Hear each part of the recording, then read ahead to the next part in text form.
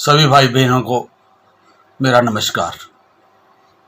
आज 23 जनवरी है और कल 22 जनवरी गुजरा। 22 जनवरी का घटनाक्रम जो उतना ही तारीखी है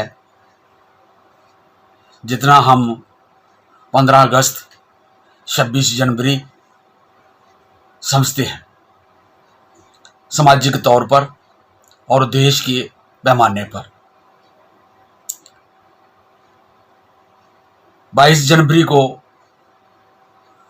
बड़े सालों से ये दिन मनाने का या इस नतीजे पर पहुंचने का सफ़र गुजरा है और कई लोग इस पर कई किस्म की यातनाएं सहकर इस दिन को बनाने के लिए कोशां थे और कल उन्होंने इस दिन को मनाया और हिंदुस्तान की संस्कृति के अनुसार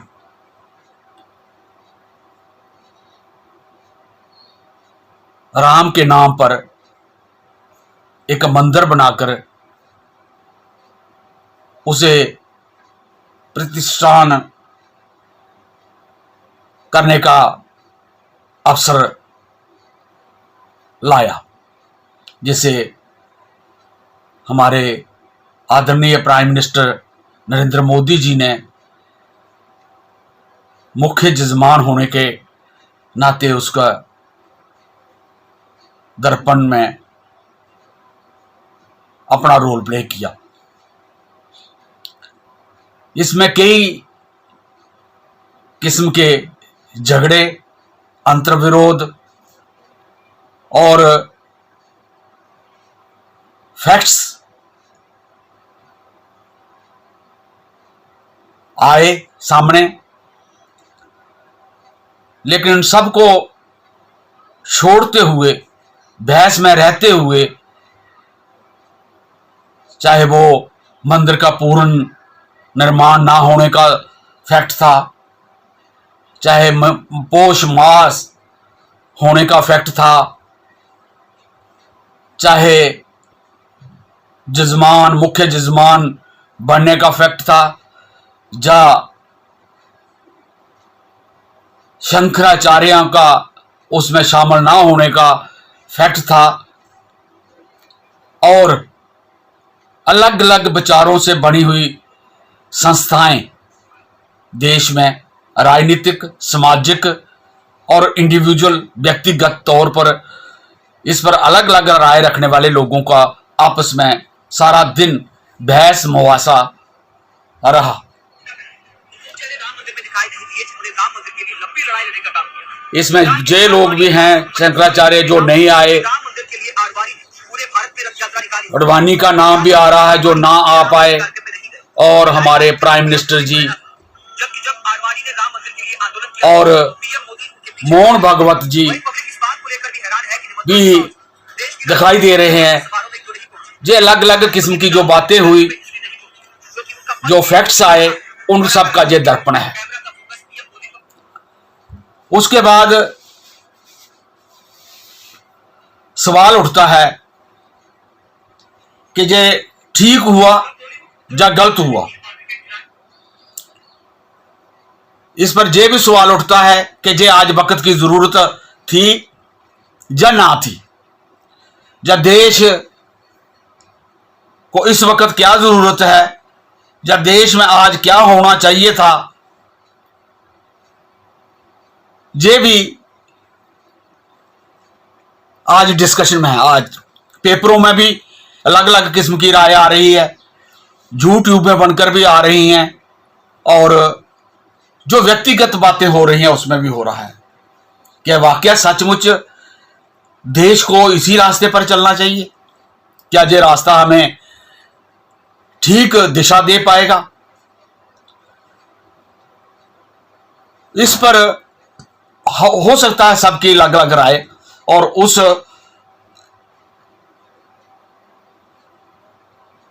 दायरे में रहते हुए, देश के दायरे में रहते हुए, इंसानियत के दायरे में रहते हुए अपनी अपनी बातें सब कह रहे हैं। हम भी एक विचार रखते हैं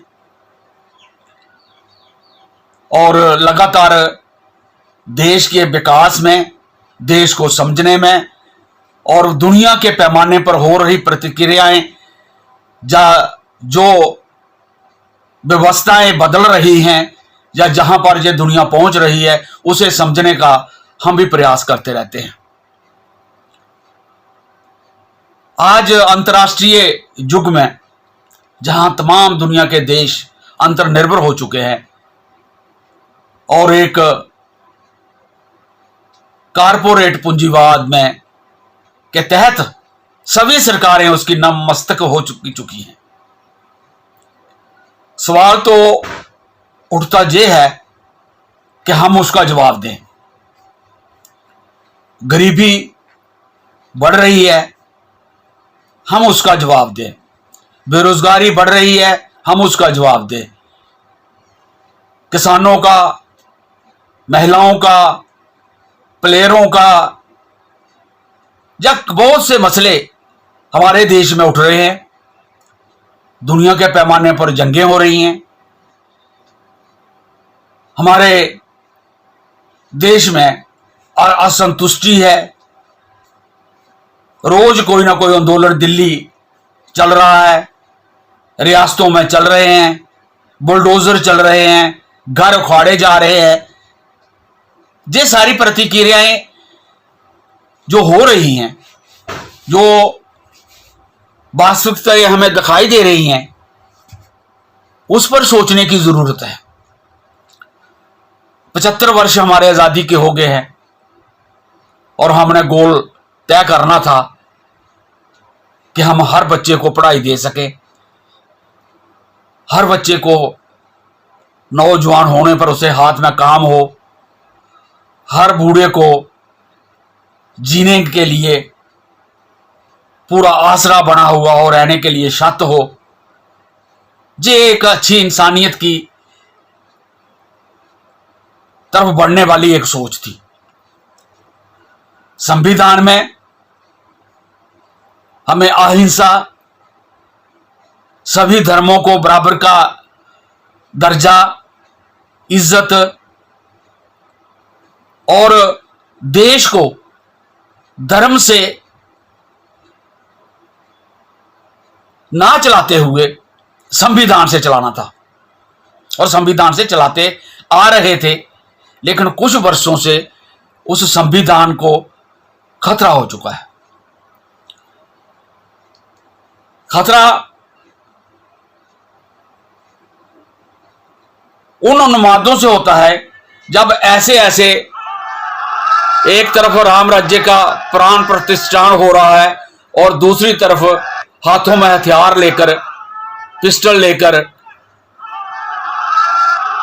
नारे लग रहे हैं जय श्री राम के। तो क्या ये व्यवस्था कहीं इस तरफ बढ़ तो नहीं रही है कि मानसिकता क्या इस तरफ तो नहीं हमें ले जा रही? सिर्फ यही नहीं, कल ही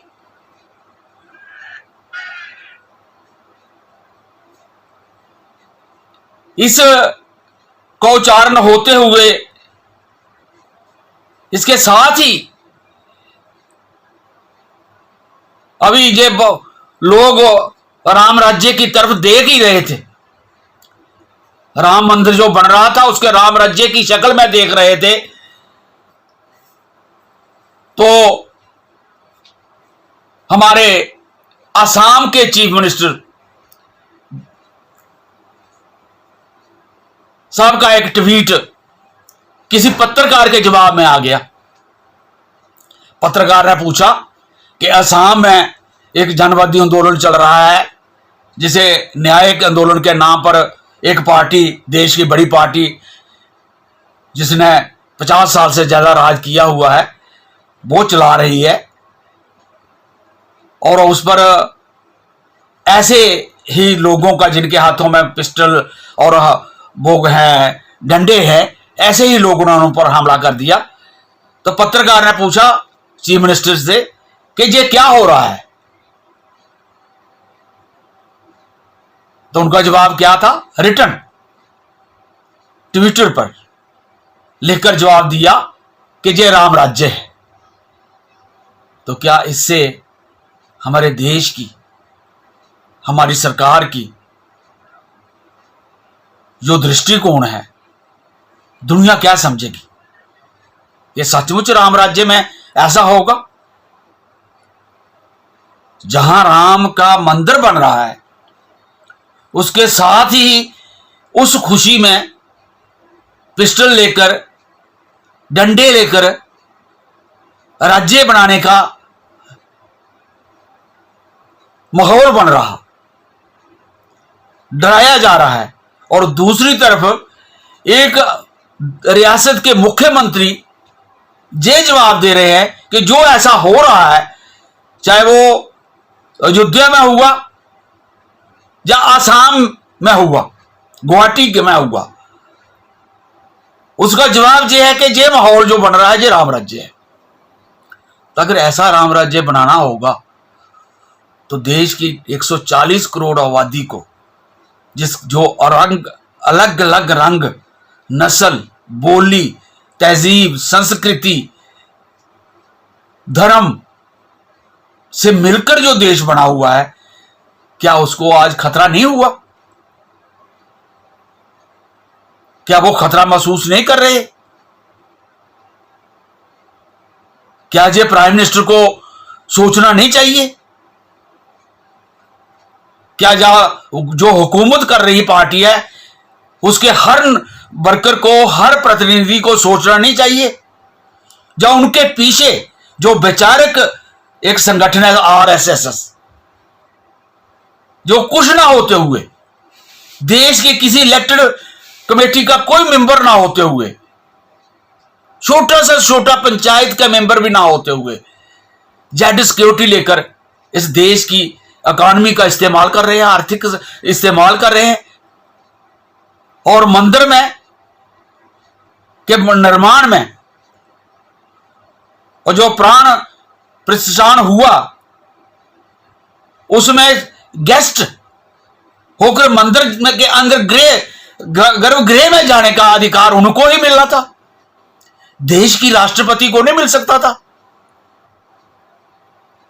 हो सकता है विरोधी पार्टियों ने तो अपने वो दिखाए होंगे कि हमारा इसमें रिजर्वेशन है, हमारी इसमें अलग मत है कि धर्म और राजनीति को इकट्ठा ना किया जाए। जब किया जाए तो वो कुछ तरीके से अपने से करते होंगे, जब किया करेंगे वो हम उसका ठेका नहीं ले सकते। हाँ, हम अपनी बात कह सकते हैं कि धर्म और राजनीति को अलग अलग रहना चाहिए। अगर हो सके तो politics should be separated from the state. राज्य से धर्म का अलग सारा माहौल होना चाहिए। स्टेट का कोई आदमी छुट्टी तक ना मिलनी चाहिए, और जो छुट्टी लेता है इस कहीं अब शामिल होने के लिए तो उसे दफ्तर में छुट्टी लेकर जाना चाहिए। लेकिन जहां तो सरकारी मुलाजिमों को बुलाया गया, बड़े बड़े एहलकार, बड़े बड़े अधिकारी,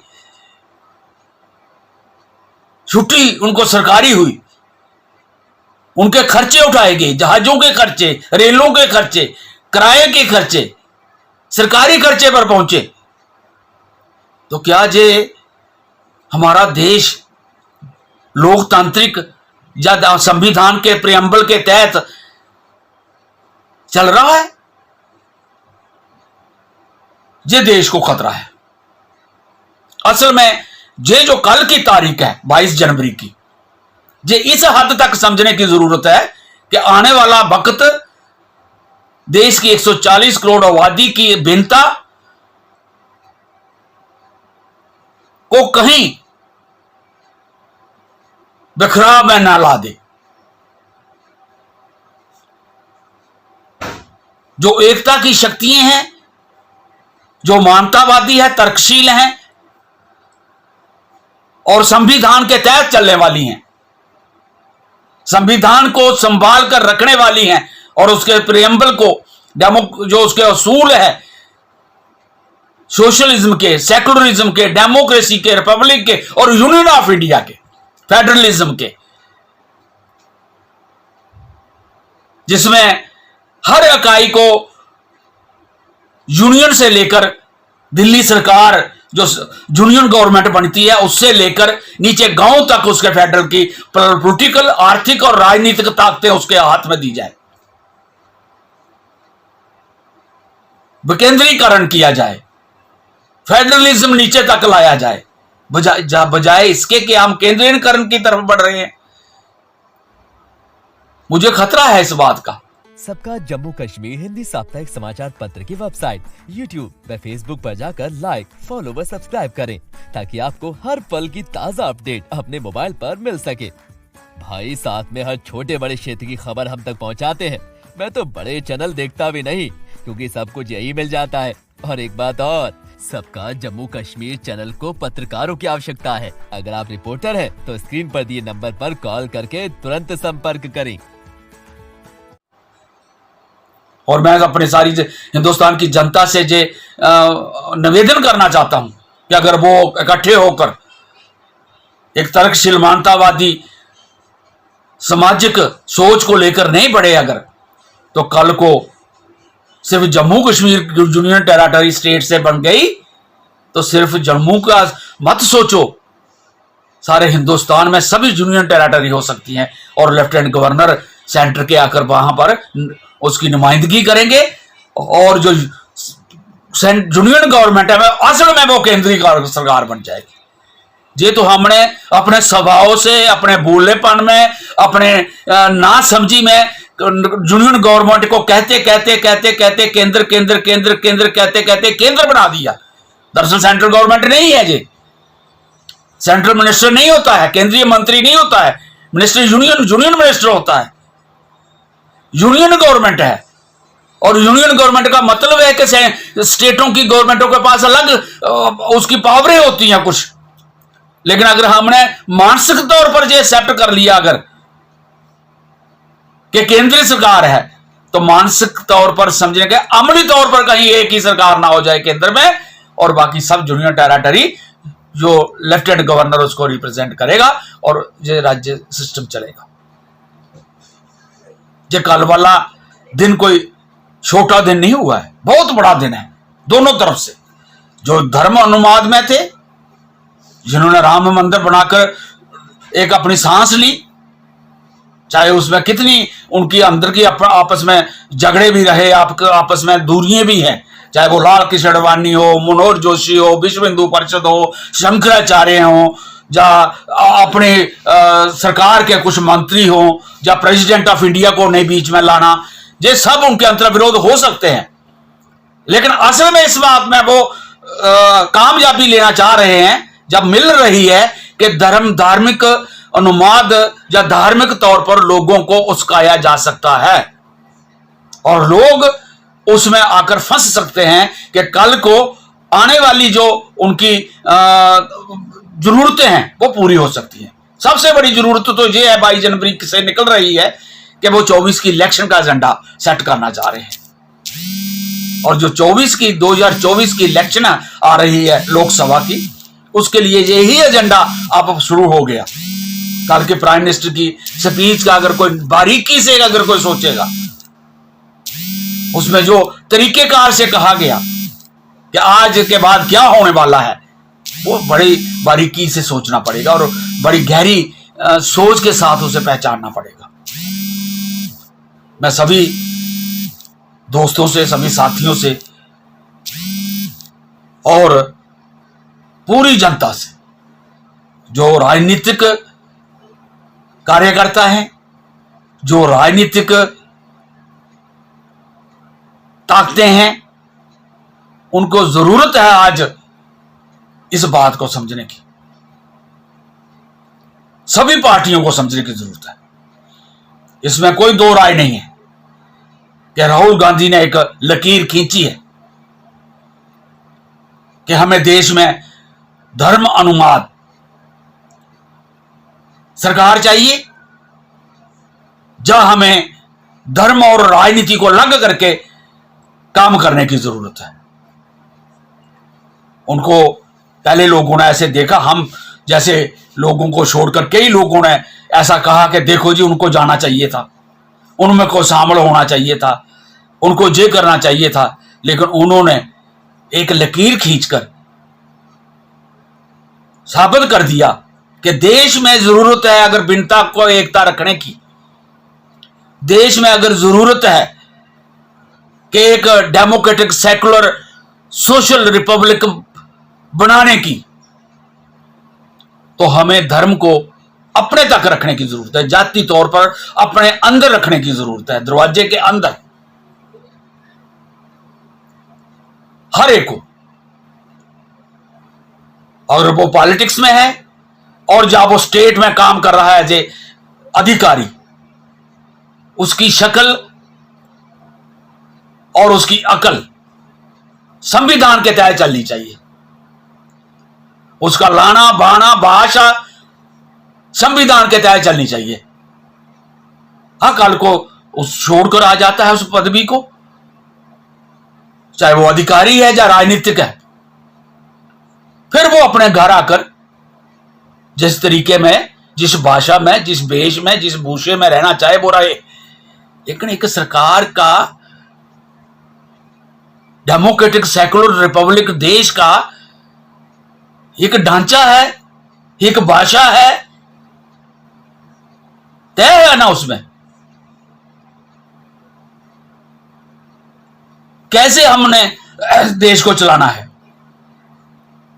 अगर उसमें कुछ तय नहीं भी है अगर, तो आज की जरूरतों के मुताबिक हमें तय करना पड़ेगा, जिससे इंसानियत बचे, जिससे ये पर्यावरण बचे, हमारा देश, हमारा पूरा वातावरण बचे, हमारी जितनी भी डाइवर्सिटीज हैं, भिन्नताएं हैं, वो इकट्ठी होकर रह पाए। ये बुलडोजर कल्चर जो है ये बंद होना चाहिए, चाहे वो आइडियाज का बुलडोजिंग हो रहा है, चाहे वो मशीनी बुलडोजिंग हो रहा है। ये आज जरूरत है इसे बंद किया जाए और लोगों से संवाद का रास्ता अपनाया जाए, लोगों को मीटिंगें करके, बैठकें करके, बड़े बड़ी सम्मेलन करके पूछकर, जब कहते हैं कि पब्लिक सब कुछ है, public is above than the laws of land, public से नुमाइंदे तय करती है जाओ हमारे लिए कानून बनाओ, और पब्लिक को आज नौकर समझा जा रहा है और खुद महाराजा बन गए हैं। ये कितना गैप हो गया है। पब्लिक क्यों नीचे बैठे और उनसे उनका बनाया हुआ सेवक, उनका बसा बनाया हुआ नौकर सबसे ऊपर की पदवी पर बैठ जाए और उनको ठोकर मारे, उनको डंडे मारे और उन पर बुलडोजिंग हो। ये कौन सा राज्य बन रहा है? इसलिए आज जैसे हम और दिनों को बनाते हैं और दिनों को याद करते हैं, ये 22 जनवरी का दिन भी हमारे लिए एक ऐसा दिन बन गया है जिसे हमें बार बार सोचना पड़ेगा कि ये हुआ क्या, कैसे हुआ, जब देश के बड़े बड़े जो इस धार्मिक रास्ते पर अपनी जिंदगी लगा बैठे हैं, जैसे शंकराचार्य कह रहे हैं, जिनको बड़े बड़े महान साधु कहा जा रहा है, संत कहा रहा है, कई गद्दियों के मालिक हैं, कई गद्दियों में उन्होंने जनता को सेवा की है, जनता को धर्म के बारे में समझाया है, धर्म के जानने के लिए उन्होंने कोशिशें की है, पढ़े हैं, किताबें पढ़ी हैं, शास्त्र पढ़े हैं, वेद पढ़े हैं। आज उनको भी नहीं माना जा रहा है। इन सब चीजों को देखते हुए मैं आप सब से एक बार फिर निवेदन करता हूं कि हमें आज नई परिस्थितियों को समझना चाहिए। देश को आज हमें जानने की ज़रूरत है कि हमारा देश कितने करोड़ कर्जे में है, और एक बच्चा जब पैदा होता है तो 1,40,000 करोड़ रुपए के में कर्जा लेकर पैदा हो रहा है, और 200 करोड़ से ऊपर हमारा IMF ने हमें वार्निंग दी है कि आपका उधार बहुत ज़्यादा हो गया है, और हम कह रहे हैं कि नहीं, हमें खर्चा करना है, पैसे को नष्ट करना है। और जितने भी बेरोजगार हाथ कमाने वाले हैं वो बेकार में पड़े हैं। नौजवान अपने इंतजार कर रहा है कि हम कब कहीं अपनी काम लें और अपने घर को चलाएं या देश को चलाएं। टैक्सों की भरमार हो गई है, महंगाई लोगों को सता रही है, रोने पर मजबूर कर रही है, दवाई आदमी हासिल नहीं कर पा रहा है। हमें आज इस कारपोरेट पूंजीवादी व्यवस्था को समझते हुए जो कुछ लोग इसका पूरा फायदा ले रहे हैं, कारपोरेट्स, वो प्यारे बन गए हैं, दुलारे बन गए हैं या क्या बन गए हैं, उनको भी चाहिए कि दुनिया नहीं बचेगी तो आप बेचोगे कहाँ। पूरी वर्ल्ड का जे आज जरूरत है, लेकिन हमें तो पहले अपने ही घर में देखना है। हमें अपने देश को बचाना है। हमारे देश की आबादी बहुत खूबसूरत है, लायक है, समझदार है और ये बहुत कुछ हासिल कर सकती है, तरक्की में पूरी दुनिया को क्रॉस कर सकती है। लेकिन इनको बेकारी में मत मारो और इनको आपसी झगड़े से बचाओ। आपसी झगड़ा मत होने दो, ऐसे फैसले मत लो, ऐसी नीतियां मत अपनाओ कि जिससे कोई आदमी इनसिक्योर फील करे और फिर वो गलत रास्ता पकड़ ले। इसके साथ ही मैं आज के एक ही इस एजेंडे पर आपसे बात करना चाह रहा था कि हमें भी ये महसूस हुआ, कल तक तो हम इंतज़ार कर रहे थे कि शायद इसे टाला जा सके, शंकराचार्य का कहना माना जाए, किसी और का माना जाए, या महीने को गलत समझ कर किया जाए, या और कोई समझाए, या अभी निर्माण पूरा नहीं हुआ है तो उस लॉजिक को समझा जाए। लेकिन सब लॉजिक, सब रिक्वेस्टें, सब बहसें वहाँ की वहाँ रह गई और जो जिद में आए हुए थे वो हो गया। और इस निर्माण का या इस प्राण प्रतिष्ठान का जो मकसद था वो उन्होंने पूरा कर लिया। लेकिन हम ये समझते हैं कि अब आने वाला वक्त लोगों में डिवीजन मत डाले और लोगों को एक ही रास्ते पर, जो एक साझा रास्ता है हमारे सबका, वो है मानवता। इंसानियत सबसे महान है, फख्र से कहो हम इंसान है। हिंदू, सिख, ईसाई, मुसलमान सबसे पहले है इंसान। जय मानवता।